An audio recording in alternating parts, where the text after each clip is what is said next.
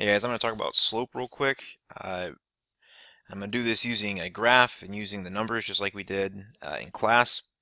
Now, for most of y'all, you understand that slope is going to be your rise divided by your run, or how much you move up and down and how much you move left and right. Now I'm going to do this two different ways. I'm going to use points and I'm going to use the graph. I'm going to start with the graph because that's usually the easiest, and I'm going to use the points, the 2 points that I have here. So I'm going to count that out. So -3, -3, 1, 2. Okay. So then here's -3, -3, and then 2, 7. So there's my second point. Okay.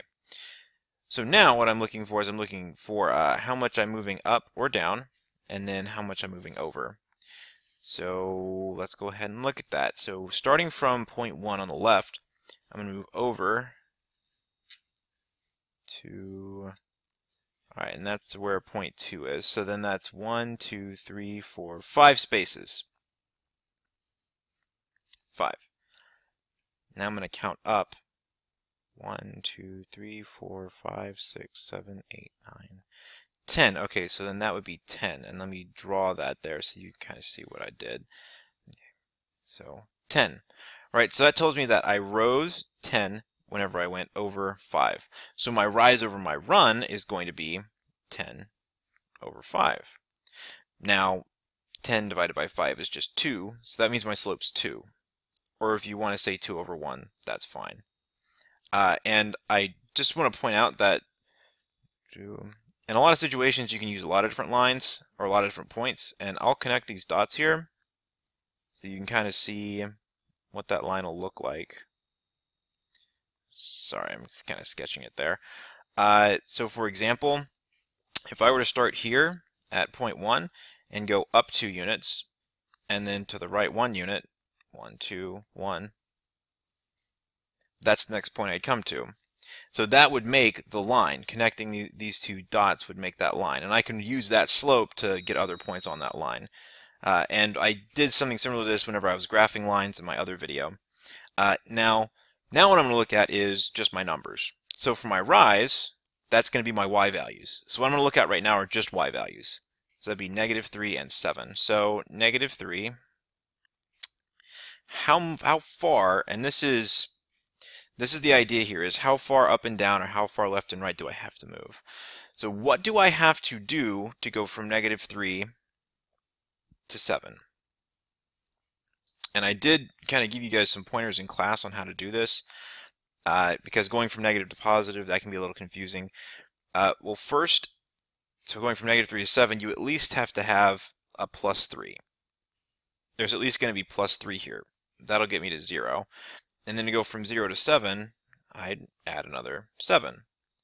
Okay, so my total change going from -3 to 7, 3 plus 7, would be +10.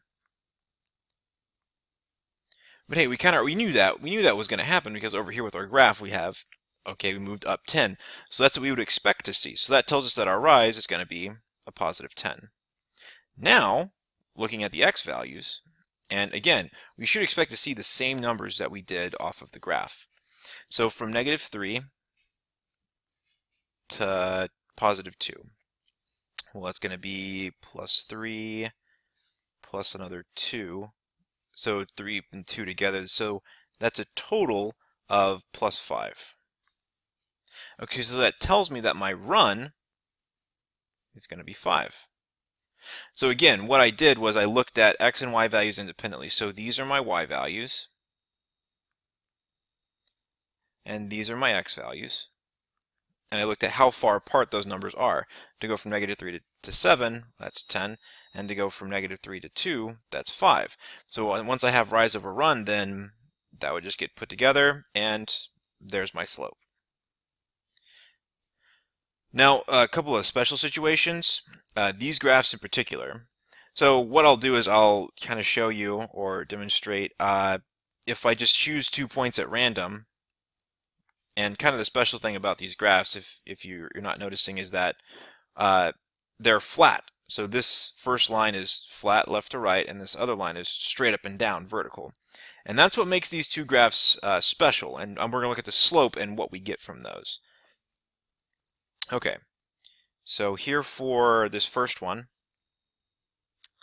going from -2 to 2, so that's 1, 2, 3, 4. So I moved over 4 units, going from -2 to 2. So going over, that was 4 units.